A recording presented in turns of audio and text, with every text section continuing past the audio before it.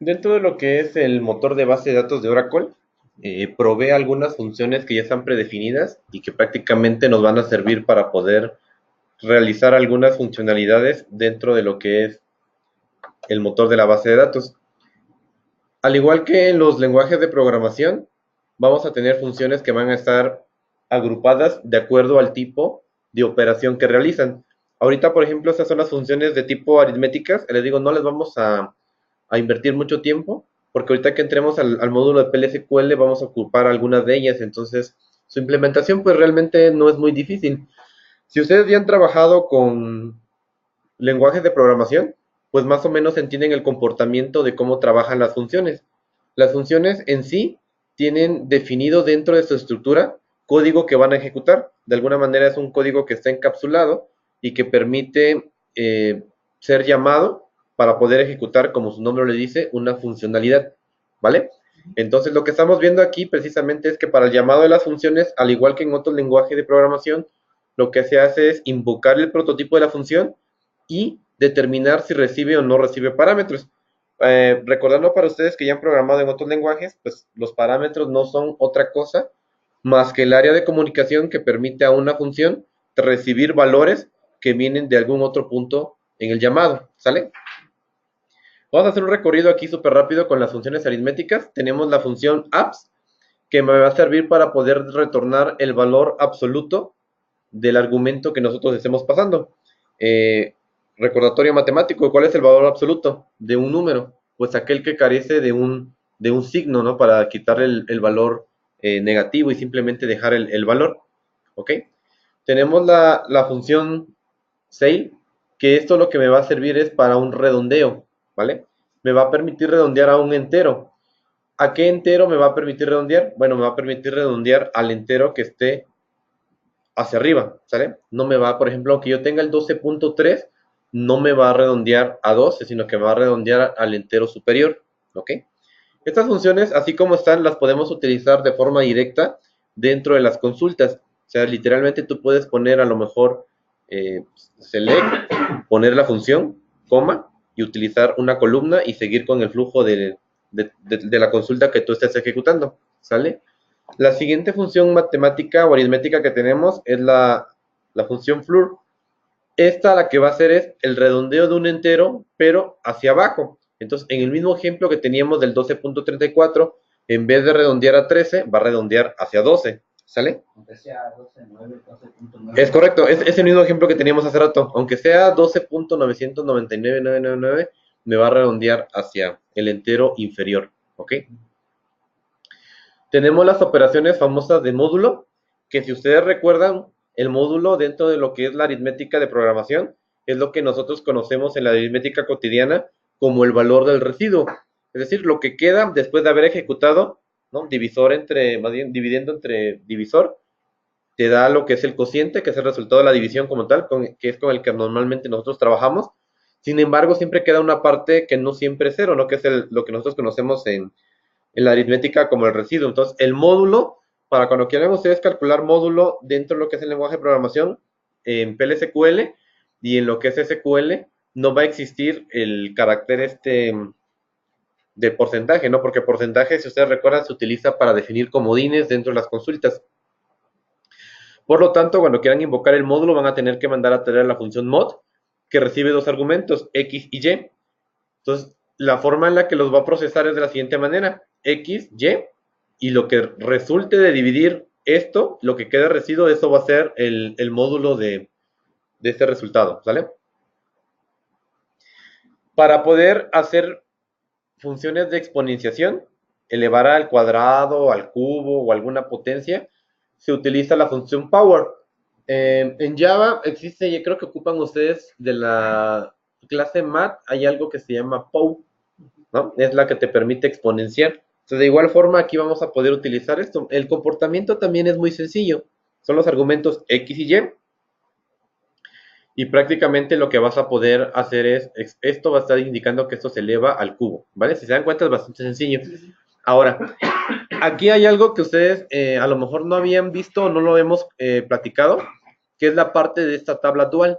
¿Qué es esta tabla dual? Es una tabla que no existe, o sea, no es una estructura que tenga una conformación física y que exista físicamente dentro de lo que es el motor de la base de datos. La estructura dual es una estructura lógica que se construye precisamente a modo al momento de ejecutar consultas que no tienen un destino. ¿A qué me refiero con eso? Esta consulta ahorita no está apuntando a una tabla que exista en mi modelo de base de datos. Lo que está haciendo es decir, bueno, yo necesito obtener este valor, entonces simúlame la existencia de una tabla y despliégame una tabla lógica, una tabla virtual, para que yo pueda tener ese resultado, ¿vale? Entonces, esa tabla dual como tal no es que contenga valores o que contenga alguna información, ¿sale? Tenemos la función round. Esta función round me va a servir, a diferencia, para poder retornar el valor del argumento n que va a estar redondeado a una cantidad, bueno, en este caso de decimales. Si omites el segundo argumento, lo que hace es que redondea todos los decimales. Si el argumento es positivo, el número de decimales es redondeado según. Si es negativo, el número es redondeado desde la parte entera según el valor de d, ¿vale? Esta parte de aquí, vamos a hacer un ejemplo para que sea un poquito más entendible. Vamos a pasar aquí la terminal y vamos a empezar. Vamos a conectarnos con diagonal A y voy a conectar como sysdba. Me dijo, está bajo mi...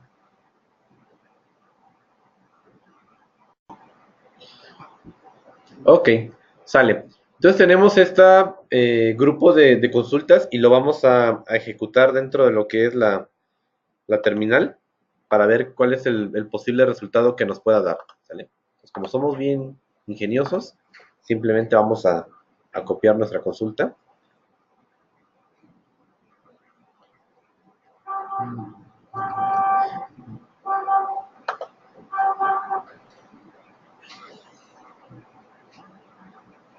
¿Qué me dijo?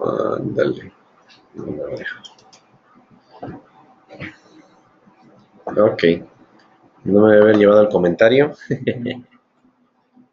Vamos a ejecutarlo sin el comentario.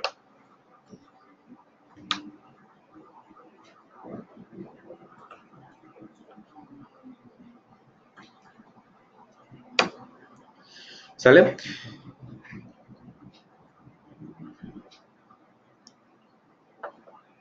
¿Qué es lo que está pasando aquí? Me está diciendo que va a redondear a 2 decimales el valor que le estamos pasando en el argumento, ¿sale? Habíamos pasado intencionalmente 3 decimales, que es .456, y me redondea a 2 decimales. Ahora, ¿aquí qué pasaría si en vez de que sea 456, aquí es 451? ¿Sale? Entonces aquí ya ocupa el principio de funcionamiento tal cual conocemos nosotros del redondeo, ¿no? Decir, bueno, si está más cercano al límite superior, redondea hacia arriba. Si está más cercano al límite inferior, redondea hacia abajo. Aquí estamos especificando a la cantidad de decimales a las que tiene que redondear. Ahora, había otras características, por ejemplo. Dice, ¿qué pasa si nosotros no especificamos el argumento? ¿Qué pasa si nada más mandamos el comando y no especificamos el argumento? Bueno. Órale, está raro, se quedó abajo el texto, está medio raro. Bueno, si no especificamos nosotros el valor, lo que va a ocurrir es que me va a redondear como si fuera un entero, ¿vale? Y aquí va a ocupar la regla del redondeo de acuerdo a lo que nosotros conocemos. No va a redondear como los ejemplos que vimos hace rato, sino que aquí sí vamos a borrar intencionalmente que no reciba ningún argumento y vamos a decir, sale. ¿Ok? Y me redondea a 123. ¿Qué pasaría si yo intencionalmente cambio este 451 por un 6? ¿Sale? Me redondea al entero superior. Entonces aquí es nada más ya viendo el ejemplo cómo funciona en este caso, valga la redundancia, la función round, que me va a servir para el redondeo. Esta es muy, muy, muy práctica, porque normalmente en temas de reportes les van a ocupar el tema de redondeo, ¿no? Para poder acotar, sobre todo si hay cálculos que generen demasiada cantidad de decimales, o sea, más de 3, más de 4, y quieran trabajar con un máximo de 3 decimales. Financieramente se ocupa mucho esta función. ¿sale? La siguiente, que es la función signed.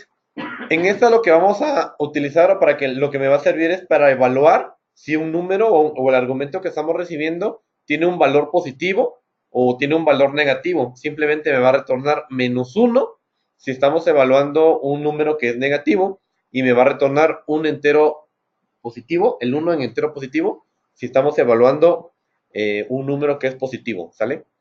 Luego tenemos la siguiente función. La siguiente función es la función trunc. La función trunc es diferente a round. Esta no redondea, simplemente lo que hace, como su nombre lo dice, es truncar, ¿sale? Y le especificas la cantidad de decimales a las que quieres truncar, ¿sale? Esto es válido, es como si ustedes vieran si fuera un string, y les estuvieran diciendo: nada más quiero que me des tantos decimales, no 1 o 2 decimales, pero no hace el redondeo, simplemente dice: quiero que me des estos 3, entonces hasta acá se queda, ¿no? Ya no le importa si aquí había un 8, y no le importa que tiene que subir al decimal superior o al decimal inferior, simplemente hace pues hace como su nombre lo dice, hace la acción de truncarlo, ¿sale? Luego tenemos la función para devolver la raíz cuadrada, y aquí lo que estamos viendo pues prácticamente es que igual recibe un argumento y te retorna el resultado de ejecutar la raíz cuadrada.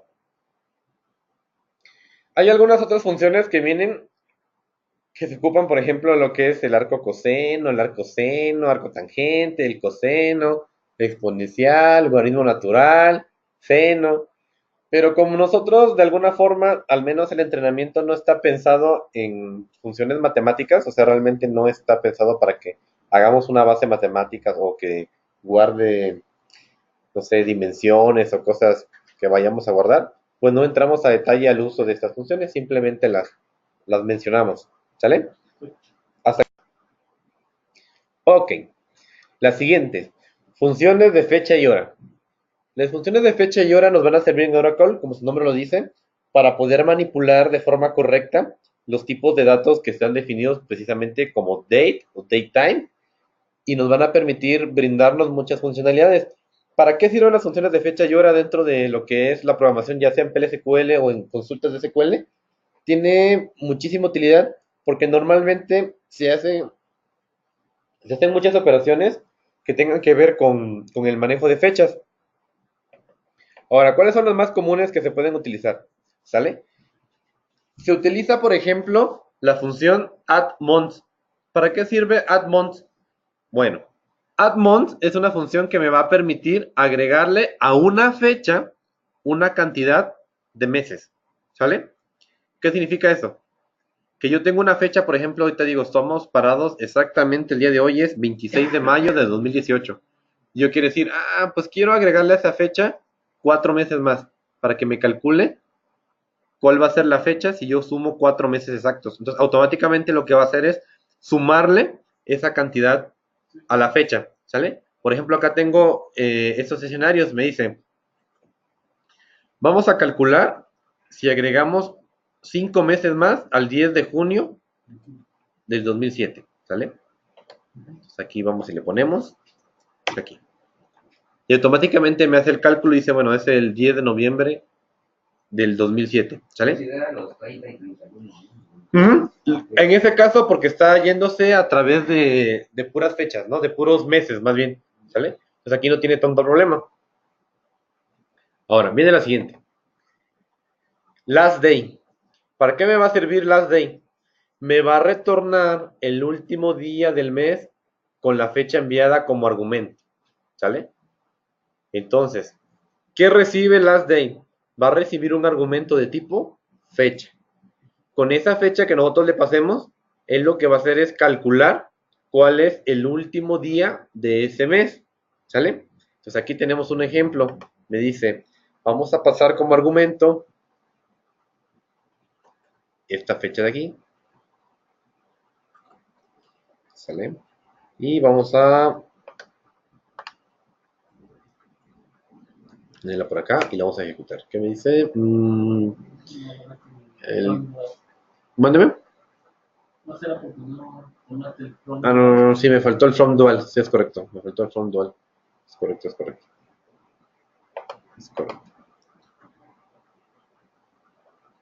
Ujú. Vamos a copiarlo. Vamos a irnos para acá. Pegarlo. Vamos a ejecutar. ¿Sale? Esa función aparentemente dice, bueno, yo sé cuál va a ser el último día del mes, ¿no? Normalmente, pues los meses, pues, tienen ¿cómo se llama? La peculiaridad de que conocemos que al menos los meses de enero, bueno, enero, marzo, abril, mayo, junio, julio, agosto, septiembre, octubre, y noviembre y diciembre, pues tenemos claros cuándo terminan, ¿no? Sin embargo, no sabemos cuándo termina o cuándo van a caer los meses, los años bisiestos, ¿no? Pues esta parte de acá me puede servir como un principio para empezar a identificar, en este caso, los, las fechas que van a caer en bisiesto. Siguiente, months between. ¿Para qué me va a servir months between? Me va a retornar la cantidad de meses que hay entre dos fechas que estemos nosotros poniendo, ¿sale? Por ejemplo, aquí tenemos esta parte de acá. Me está diciendo del 19 de mayo del 2003 al 21 de junio, ¿sale? Del 2005. Aquí vamos a ver qué me manda, porque aquí hay un argumento que está intencionalmente puesto al revés. Y me sale un número negativo, ¿sale? Tenemos que poner, en este caso vamos a ponerle aquí que es 2005. ¿Sale? Ok. Ahí está. Me está mostrando en este caso la diferencia de meses que hay entre una fecha y otra. ¿Sale? Ahora, por ejemplo, si quisiéramos, no sé, vamos a ocupar las fechas de nacimiento de aquí de los señores. A ver, una fecha de nacimiento aquí, del lado izquierdo. Los días 28 Ajá. de septiembre. Uh-huh. Y vamos a ver tu edad. ¿De qué año? ¿1900 qué? 92. 92. ¿Y por aquí, señor? 10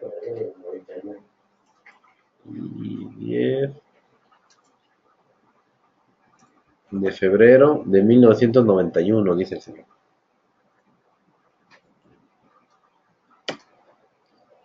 ¿Sale? Y en este caso ya me devuelve que bueno, la diferencia de meses que hay entre las fechas de nacimiento de ustedes es aproximadamente, bueno, 19.5 meses, ¿no? Es lo que me está devolviendo aquí, ¿sale? ¿Para qué se ocupan ese tipo de funciones o por qué deben existir ese tipo para diferencias de fechas? Normalmente en banca, sobre todo, que es uno de los negocios que conozco, se pueden utilizar sobre todo para calcular periodos. Hay periodos que extienden más allá del año, sobre todo, por ejemplo, si tú tienes un caso concreto, decir, no, pues aquí el señor Rodrigo sacó una tarjeta de crédito, la sacó en el primero de enero del año 2000 y estamos ahorita en el 2018 y quisieran calcular cuántos meses de impago tiene esa tarjeta, ¿no? Por ejemplo, él no ha pagado durante todo ese periodo, ¿no? Entonces digo, bueno, en vez de poner un procedimiento normal, de decir, bueno, vamos a contar manualmente cuántos meses han pasado, se utiliza esta función y dice, dame la última fecha en la que él aperturó, la última fecha de pago, y dame la fecha actual. Y con eso saco la cantidad de meses que hay. Y como se supone que hay una regla de negocio que dice que los pagos deben de ser mensuales, pues a partir de esa regla yo puedo determinar la cantidad de impagos que tiene en este caso un cliente. ¿Sale? Es para ir aterrizando más o menos en dónde se pueden utilizar esas funciones. Siguiente. La función nextDay. ¿Qué va a hacer la función nextDay? Me va a retornar una fecha correspondiente al primer día especificado en día, luego de la fecha especificada. ¿Vale? ¿Qué es lo que está pasando aquí? Me está diciendo, hay que poner cuál es el siguiente día que nosotros queremos. ¿Cómo va a funcionar esto? Muy fácil.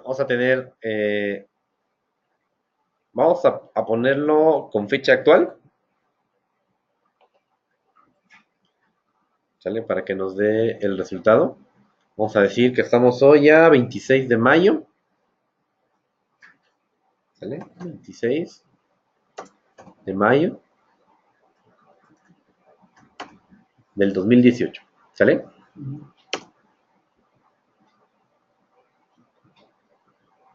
Y lo que me está diciendo acá, si ustedes se dan cuenta, me está calculando cuál es la fecha del siguiente lunes con base a lo que le acabo de poner. ¿Sale? ¿Sí? Entonces, esa cosa pareciera que no es práctica, pero también se puede utilizar, para poder trabajar.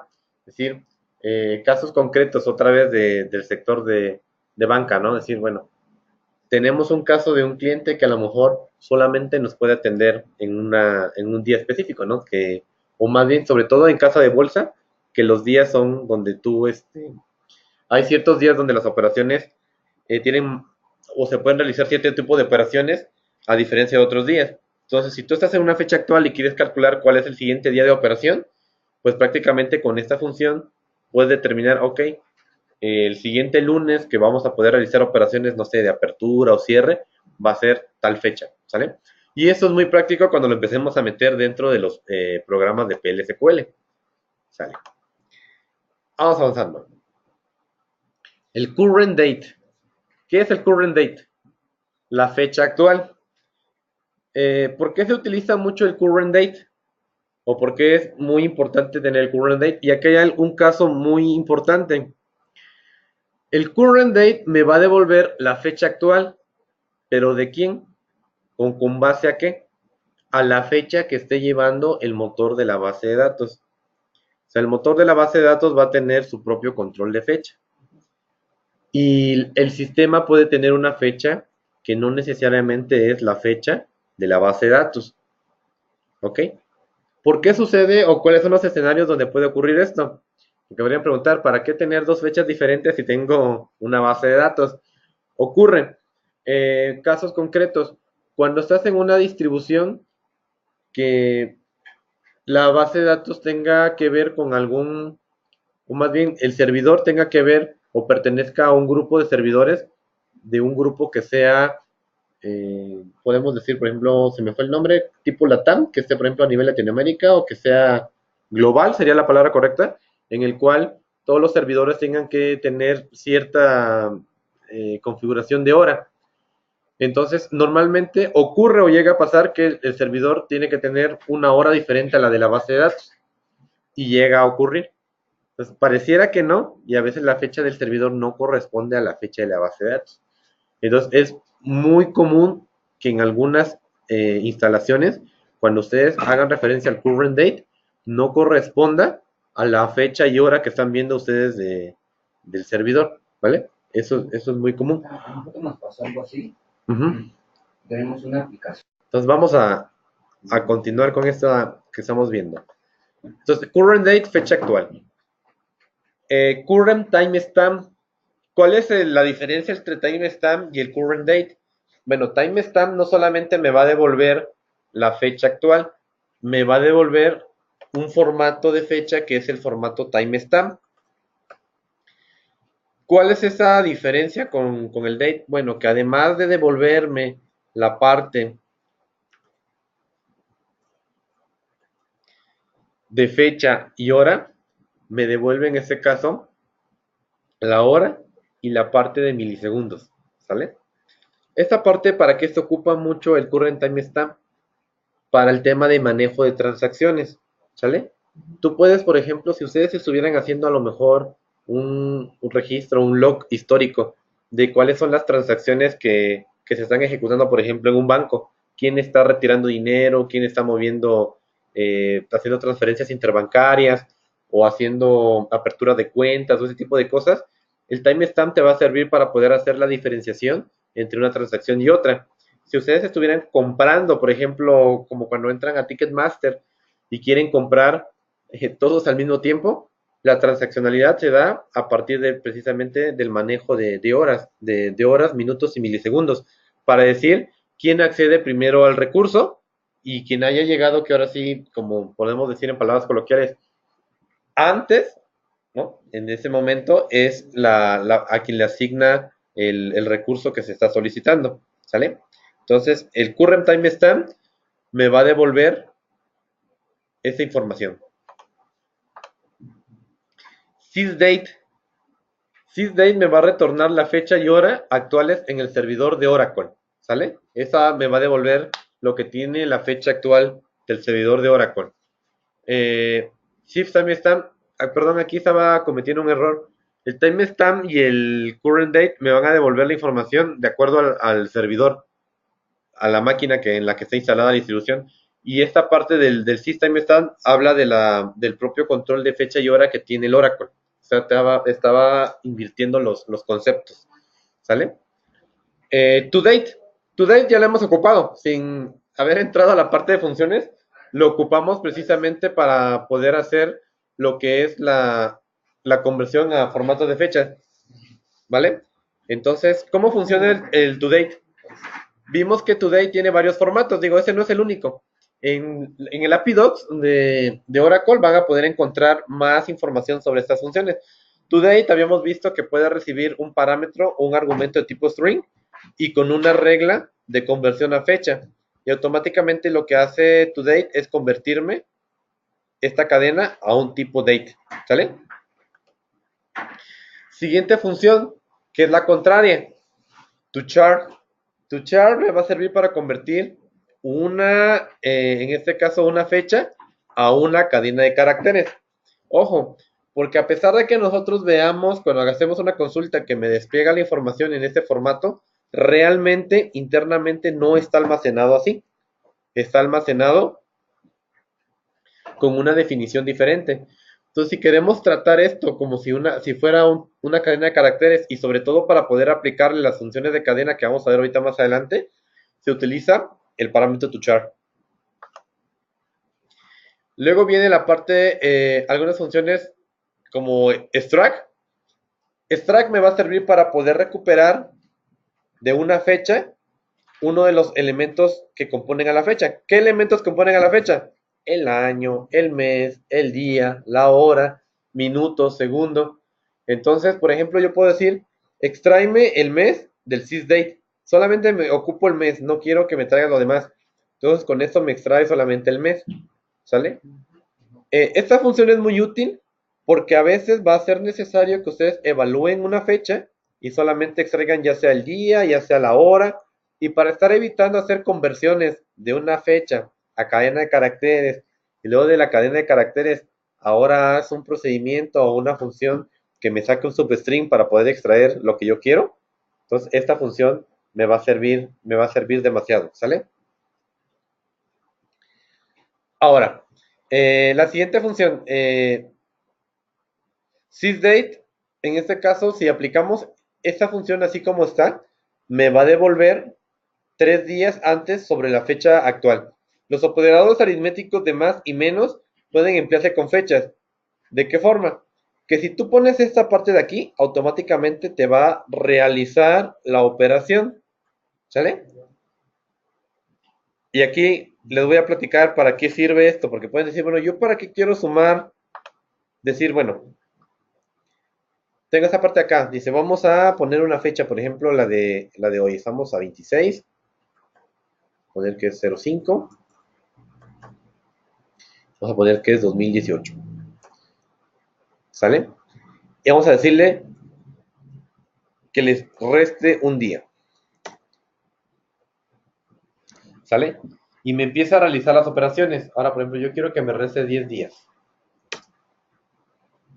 ¿sale? Y automáticamente me hace la conversión. Aquí les va una plática de para qué sirve esto. Normalmente en banca se utiliza mucho el concepto de operaciones que corren con un concepto que se llama T-1, T-2, T-3. ¿Por qué? Porque es cierto que las operaciones que ocurren en el cierre de un día no se procesan ese mismo día, ¿no? Tiene que transcurrir porque los sistemas necesitan tiempo, ¿no? O sea, cuando tú empiezas a bajar la información y empiezas a cortar toda la información, en lo que se van estructurando, por más que le eches ganas, van a haber sistemas que no van a alcanzar a cerrar en el día. O sea, tú cierras tu operación de tu banco, ¿qué te gusta? A las 6 de la tarde, cuando cortan todas las operaciones, y todavía tienes que esperar 2 horas de la frontera, por ejemplo, Tijuana. Entonces, bueno, ya más o menos como a las 10 de la noche, ya están terminadas las operaciones todo. Y entonces en ese momento ocurre un fenómeno al cual le dominan es quitar la línea, que significa quitar todos los sistemas que están en línea, los de aperturas de cuentas, todo lo que tenga que ver con operaciones de sucursales, enfocarnos a un segmento de mercado. Y entonces en ese momento empiezan a correr los procesos batch para poder empezar a hacer el corte de las operaciones que hubo en el día y todo. Pero entonces esas 2 horas que hay de 10 a 12 no son suficientes para que todos los sistemas corran. Entonces empiezan a correr procesos en la madrugada, a la 1 o a las 2 de la mañana. Entonces ya tienen que empezar a correr con T-1. Entonces ese juego de horas, de fechas, es necesario poder tener ese control, porque así como ocurre esta parte de un ejemplo de carga diaria, en los cortes mensuales se necesita correr con horas de T-5, T-4, T-3, porque la carga de la operación va creciendo. Entonces, el cálculo de fechas se vuelve muy complejo, porque para nosotros a lo mejor manualmente podemos decir, pues T-1, ¿a cuánto estamos hoy? A 26, 25, ¿no? ¿Qué pasa, por ejemplo, cuando ya estás parado en un año que es bisiesto? Dice, ¿en qué estamos? Pues estamos en el 1 de marzo. T-1. Pues 28 de febrero. Pero si fue bisiesto, nosotros como tenemos una lógica, pues podemos decir, pues 29. Pero los sistemas computacionales no tienen esta lógica, o sea, no saben, no pueden conocer a partir de una fecha si estamos en un año bisiesto. Entonces, se tenía que implementar una lógica de programación para poder hacer esta parte de aquí. Entonces, esto de aquí nos va a ahorrar muchísimos problemas para poder manejar fechas. ¿Sale? Sale. La última presentación que vamos a ver ahorita de funciones son las funciones de tipo string. Estas funciones ustedes ya las conocen porque las han trabajado en lenguajes de programación. Vamos a empezar, por ejemplo, con la función char. Esta función, ¿para qué me va a servir? Me va a devolver el correspondiente valor en letra, decimos a partir de un número, que tiene que ver con la conversión de los valores ASCII, ¿vale? O sea, si tú le pasas un número, va a encontrar en la tabla de correspondencia ASCII a qué carácter corresponde. Entonces, de esta forma, vamos a poder realizar este tipo de conversiones. La siguiente función que vamos a ver es la función concat. Si ustedes recuerdan, concat va a ser la función de unir dos cadenas, que me va a permitir concatenar dos cadenas. En este caso, voy a tener la cadena 1, la cadena 2 como argumentos, y me va a generar una nueva cadena, ¿sale? ¿Cómo se puede utilizar esta función concat? ¿Funciona también para columna? Sí. Tú aquí, en vez de poner cadena 1 o cadena 2, puedes poner dos funciones que sean de tipo cadena, de tipo string, de tipo varchar o de tipo char, y automáticamente te va a concatenar un nuevo campo. Sale. La siguiente función es la función inicap. Me va a retornar la cadena que nosotros enviemos como argumento con la primera letra capital. ¿Sale? ¿Cuáles son las letras capitales? Bueno, es esta cosita que cada primer letra de cada palabra va a tener una letra mayúscula. ¿Sale? Son funciones que nos van a servir simplemente para el formateo. ¿Ok? La función lower, esa ya están súper familiarizados con ella. Me va a servir para convertir una cadena toda a minúsculas. ¿Sí? Y de igual forma, aquí tú puedes recibir como argumento el nombre de una columna y automáticamente me va a convertir todo lo que traiga, me lo va a pasar a minúsculas. Su contraparte es la función upper, que me va a servir para poder convertir a mayúsculas. ¿Sale? Luego vienen algunas funciones que son, por ejemplo, la función lpat, que me va a contar la cantidad de caracteres especificados en el elemento longitud de la cadena que nosotros mandemos, ¿sale? Y además va a realizar una concatenación en caso de que no existan los elementos necesarios para poder obtener el valor de esa cadena. ¿Cómo es esto? Si yo tengo, por ejemplo, esta función lpat, así como está, y obviamente vamos a pegarlo aquí en el poderoso Oracle, y vamos a decir que en vez de que sea 10, vamos a poner que sea 1, me revuelve la letra A contando a partir de la izquierda. ¿Vamos bien? Vamos a poner que sea, por ejemplo, 5. ¿Sale? Y me cuenta 5 caracteres, ¿no? 1, 2, 3, 4, 5. Ahora, ¿qué pasa si yo pongo el valor con 10? Así como venía aquí. Pues alumno no tiene 10 valores, ¿sale? Nada más tiene 1, 2, 3, 4, 5, 6, ¿sale? ¿Qué va a pasar? Que me empieza a completar con lo que yo especifiqué del lado derecho, en el tercer argumento. Es decir, como no hay 10 más a la izquierda, me dice, pues complétalos con estos valores. ¿Para qué puede servir esto? Para muchas cosas. Yo puedo decir que me lo complete con espacios en blanco, ¿sí? Y ya me está empezando a formatear mi campo, ¿sí? O puedo decir, ¿sabes qué? Yo quiero que aquí adentro vaya formateado con esto, ¿sale? Que lo que no tenga, automáticamente me vaya metiendo el carácter asterisco, ¿sale? Entonces, estas son como algunas funciones que nos van a servir sobre todo al momento de formatear y para poder crear reportes, ¿sale? Ahora, su contraparte, pues es la función rpat, porque pues si hay un lpat, debe haber algo que lo haga para la derecha, ¿no? Y es el mismo concepto. Digo, yo no quiero tener, en este caso, alineado a la izquierda, ¿no? Más bien, alineado a la derecha, lo alineo a la izquierda y a completo aquí de este lado, ¿no? Con valores, para poder tener esta información, ¿vale? La siguiente, la función LTrim. La función LTrim lo que va a hacer es borrar todas las ocurrencias que existan de la cadena 2, es decir, del segundo argumento, dentro de la cadena 1, ¿sale? Por ejemplo, si ejecutamos esta función que tenemos aquí, que dice la casa de la cuadra, ¿sale? Y estamos diciendo que me borre todas las ocurrencias que tengan la palabra la, y si se dan cuenta, me tiene que dar un resultado. Aquí vamos a ver, vamos a poner por acá, vamos a poner acá, y me sale casa de la cuadra, ¿sale? Ahora, ¿qué es lo que estamos viendo aquí? Que me está borrando todas las ocurrencias de cadena 2 en cadena 1, si se encuentran al comienzo, ¿ya? Solamente las que se encuentran al comienzo. Si tú no le pones un argumento aquí, no le pones, por ejemplo, esta parte de decirle cuál es la ocurrencia que busque, lo que va a eliminar son los espacios en blanco, ¿sale? La siguiente es la contraparte. Si hay un LTrim, hay un RTrim, ¿no? De left y right. Y es el mismo principio. Ahora lo que va a hacer es eliminar las ocurrencias que estén al principio de la cadena, pero comenzando de derecha a izquierda, ¿sale? Tenemos la función trim, que me va a retornar la cadena con los espacios de la izquierda y con los espacios de la derecha eliminados. Entonces aquí nada más vamos a copiar este ejemplo de aquí. Vamos para demostrar que es cierta nuestra mentira. Vamos a copiar, vamos a pegar. Sale. Y eso lo que me elimina son los espacios tanto de la izquierda como los de la derecha. ¿Sale?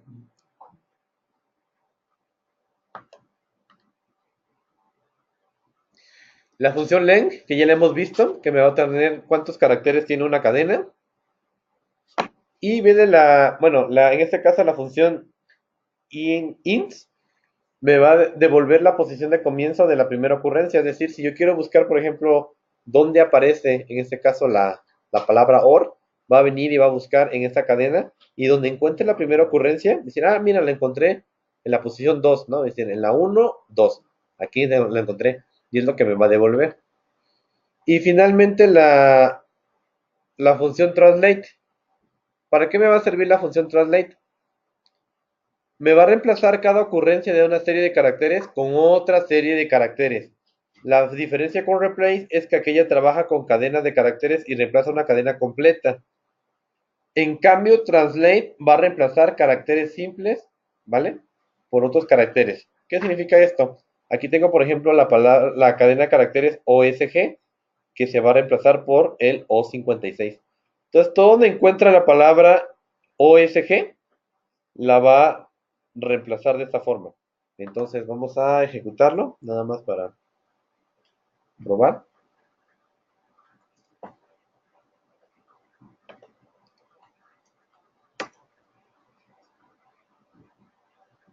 Chale, tenemos a Jorge Luis Borges. Y ahora vamos a cambiar el ORG de aquí. Vamos a poner que sea ORG. ORG. ¿Sale? Y todo donde encontró el ORG, ahora ya lo reemplazó por la cadena que especificamos aquí. ¿Sale? ¿Hasta aquí? ¿Alguna duda?